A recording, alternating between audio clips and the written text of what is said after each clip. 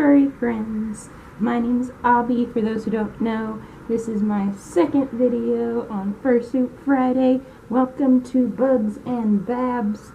And the purpose of my videos are basically just so y'all can get to know a little bit about me. I can let y'all get to know a little bit about bugs and basically answer any questions y'all have, talk about furry stuff and that sort of thing. So last week our insect of choice was the Hercules beetle, and this week the insect of choice is going to be the Luna moth. Somebody had mentioned Luna moths in one of our Curious Cat questions last week, and I figured that was the perfect opportunity to just talk about that specific moth. So I did a little bit of research this time, so I'm a little bit more prepared. I got my camera set up this time, and so we're going to go ahead and get straight into it. I got my little composition book all cute and stuff. Let's get that information going. Alrighty, so first off, Luna moths. We all have seen them. If we haven't, I have a picture right here. These are Luna moths. That's a Luna moth. They're the ones with the pale green color, the pretty little tails that come out from behind them. They have either a pink or a yellow band around the edges of their wings, and yeah, they're just very, very pretty moths. So Luna moths, scientific name being Actius luna, and they are in the family of Saturniidae. I believe I'm pronouncing that right. I looked up a pronunciation, but who knows.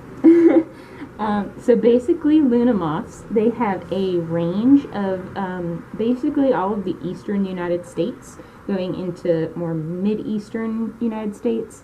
They basically cover the entire East Coast.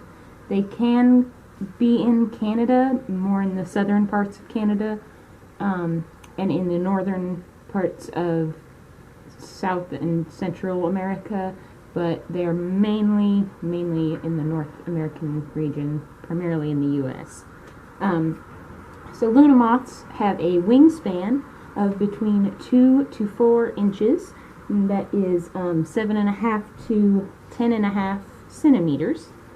And because of their size, they are pretty strong flyers. They have pretty good flapping muscles, so that helps them to travel longer distances to find a mate or plant their eggs, whatever. Just basically helps them to spread out further and avoid predators, and in the event that they got into a situation where they need to avoid a predator, they might get away. So Luna moths, as their name suggests, are primarily active at night, and at night, after midnight, that's when they have their fun. So they find a mate after midnight, and shortly after they lay their eggs. Typically they lay their eggs in a row. They're little brown bead-like eggs, and they typically lay them in a straight line or in small little clusters.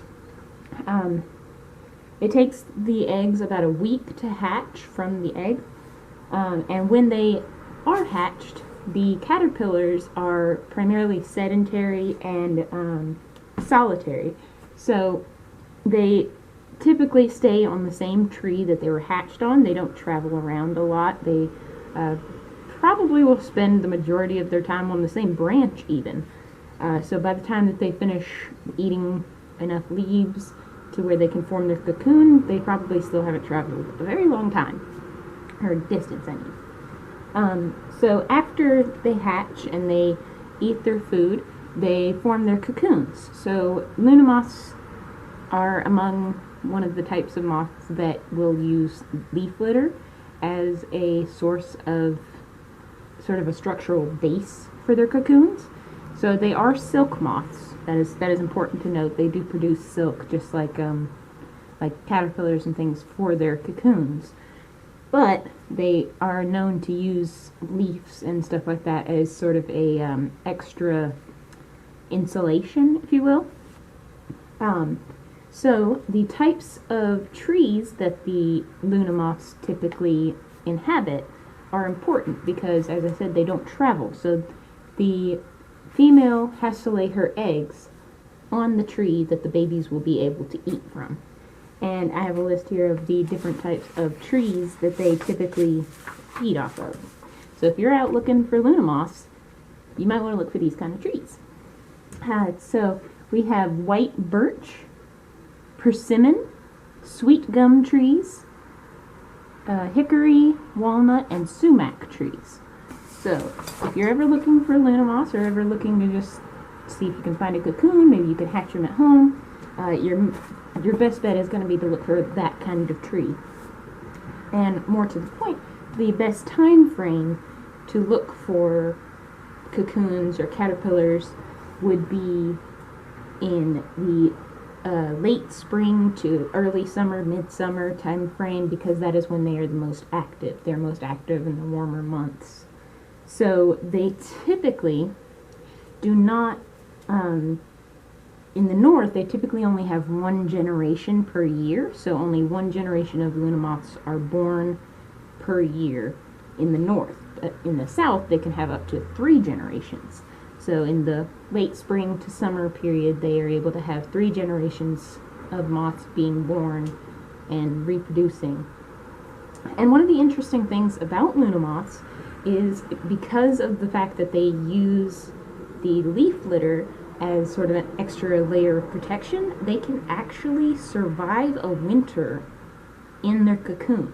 So if the caterpillar, let's say it was a late bloomer, it hatched late, or the mother moth laid her egg late, and the caterpillar is able to eat enough food, store enough fat, that it is prepared to make a cocoon, let's say as soon as it's got that cocoon ready, snow falls.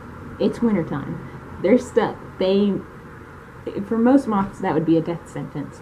But for Luna moths, they can actually go into a form of hibernation, sort of. They can survive those winter months in the leaf litter and in their cocoon because of the composting type of properties that goes with it. It creates warmth as it decomposes, so they are able to survive through the winter time. So by the time that it gets to spring, they're able to come out of that snow, they're able to hatch out and spread their wings and fly off. And that leads me to my next point. When do they hatch? So typically they hatch in the early morning time when the sun is just starting to rise. They typically will come out of their cocoon so that they can spread their wings out, let them air out and dry so that they can fly off before the midday sun gets to its peak. Because at that point, it's getting pretty dangerous for a moth to be out. So a Luna moth, as an adult, only unfortunately has a lifespan of about a week. So about 7 days is about the longest a Luna moth can survive. And as I said in my last video, that is due to the fact that moths, for the most part, do not have any mouths. So they are unable to eat anything in their adult lives. So they are primarily focused on just finding a mate, or finding as many mates as they can, and just forwarding the species, essentially. Another interesting fact about Luna moths is their tails actually have a self-defense purpose. Not so much that they're poisonous or anything like that, or venomous, whichever version it is. So if something was to catch them by their tail, the tail can be ripped off and the Luna moth is still able to fly. So the Luna moth can rip those tails off and it not affect their flight abilities too much. They may not be as strong of flyers, but those little spirally tail bits are a self-defense mechanism. They draw more attention to that aspect of their body than the rest of their body. They're slightly easier to catch than the rest of their body, which is important because if something was to just catch them by the tail, they can just rip that off and they'll be fine. So with them only having that short lifespan, that essentially means that they have to just reproduce as quickly as possible. And as I said, unfortunately for the Luna moths in the north, that means one generation. But in the south, they get a few more generations. So despite the fact that they live only for 1 week, they can have many babies in that 1 week lifespan. If they have if they're mating every night, then they have a possibility of breeding quite a lot. So I believe that's just about all the information that I have on the Luna moths. So I will move on to the next step here, which is the Curious Cat questions. And unfortunately today we did not have very many Curious Cat questions. We only had the daily question provided by Curious Cat. And their question was, if I won a contest where I could travel anywhere in the world, where would I go? And I think, without a doubt, it would probably be Australia. And that is because, as a child, I absolutely loved Steve Irwin. Steve Irwin was my hero. He was an idol to me. I looked up to him in every sense of the word. He inspired me to pursue science and biology and zoology, and inspired a love for animals that I may not have had without him. So I have Steve Irwin to thank for my love of animals, my love of science. So yeah, Australia would definitely be where I would want to go if I could go anywhere in the world. And if I couldn't necessarily go to Australia, then I would go to another type of place kind of similar to Australia. Be it New Zealand, or maybe even someplace a little bit different like Madagascar, or those kinds of environments where there's a lot of biodiversity, a lot of kind of weird animals that they're just so out of this world. So that's the answer to that question. And somebody had asked me privately to talk briefly about suit maintenance and cleaning. And unfortunately, I do not have a ton of information about that, as my suit is so new. I haven't had very many instances where I needed to clean something out of there. They specifically asked getting something like sticky or something tacky that like gets stuck in the fur. Maybe a kid has chocolate or something like that on their hands and they touch your fur, what to do at that point. And as I've not had very much experience, the only advice that I can really say is to basically take, like a damp washcloth with maybe a mild detergent or dish soap, and just kind of, try and gently swab the area. Don't like scrub it, because that'll just work it deeper into the fur. Maybe also getting like a boar bristle brush, one of those soft bristles. Those could help to brush it out of the fur without damaging the fur too much. And another thing is, for a lot of fursuiters and fursuit makers, a great thing to have is a Bissell little green machine. I personally just got one a few months ago, or not a few months ago, like a month ago, and I spent probably a good 2 to 3 weekends cleaning a bunch of stuffed animals that I have. I got them from my dad's house. They were in storage from my childhood, and as you can imagine, being in a storage unit, they got pretty gross. So I bought the Bissell green machine, the little green machine, and basically went to work on it. I have a lot of Build-A-Bears, so they have the electronics in them, the sound machines. So the Bissell machine, it doesn't saturate the stuffed animals too much, so it didn't damage any of their sound boxes, which was really, really fantastic, but it also got out some pretty heavy stains. So I honestly recommend that. I do not recommend getting the kind that has the heat function. It's just not necessary. You do not ever, ever, ever want to take heat to your fursuit, because the fibers are made of plastic, essentially. They're synthetic. So they're made of plastic, and if you take heat to plastic, it will melt. So that's why sometimes you'll see a fursuit, a suitor with fur that's kind of clumped up, it looks kind of matted, and typically that's a sign that they took heat to it at some point. So if you, for example, like hand paws and maybe tails and stuff like that, sometimes you can put those into a washing machine and you can wash those just like you normally would. but make sure you do not put them on a heat cycle. Make sure they are on a cool or warm cycle. Do not put them on heat. And if you're going to put them in a dryer, please make sure they're on the lowest heat setting possible. Otherwise, just let them air dry, because that is the safest bet. That is the least likely to damage your suit or your suit parts. So avoid heat. Always avoid heat. But yes, so if you can't afford a Bissell little green machine, they are a little bit expensive, somewhere around $80 to $90.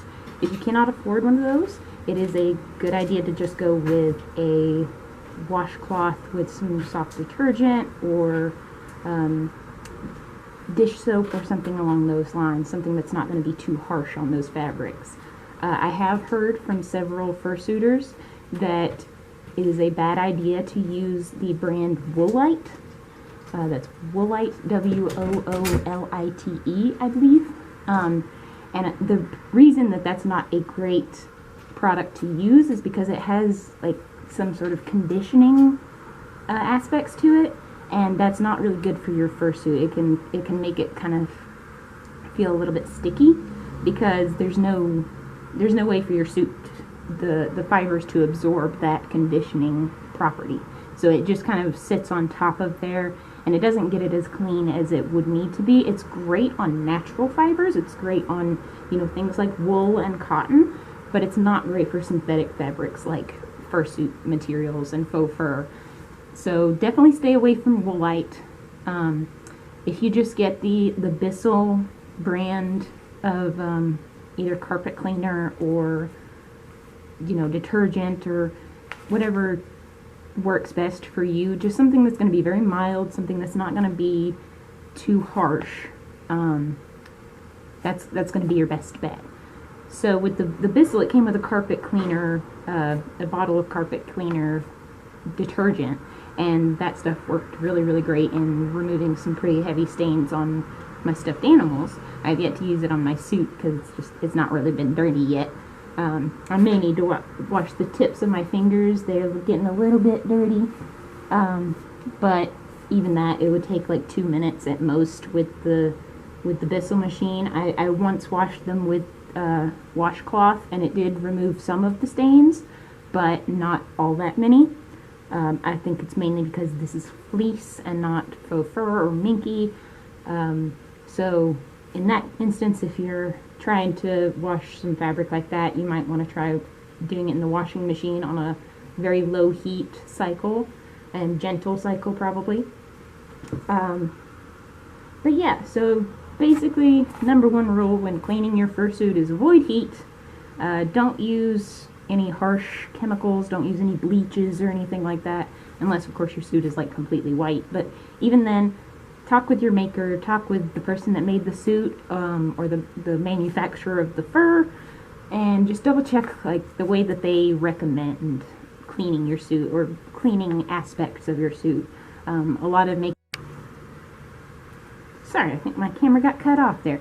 A lot of makers, as I was saying, a lot of makers recommend when you wash your suit head that you either take out or cover the eyes, because sometimes the paint that they use is not waterproof.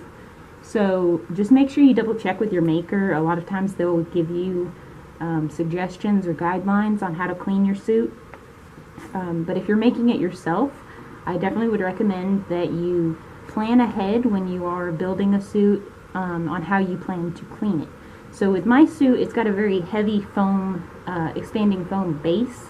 So I would not recommend for my suit doing any sort of submersion or putting it into the washing machine, as it would probably just saturate it too much. And it looks like my camera is going to die, so I'm going to have to end this here. So I just want to say thank you guys for watching. I hope you enjoyed this video. Hopefully it was a little bit more organized today, and I will see you guys next week. Tune in for another Bugs and Babs. If you have any suggestions, questions, or topics that you want to talk about, let me know. Either DM me or Curious Cat me.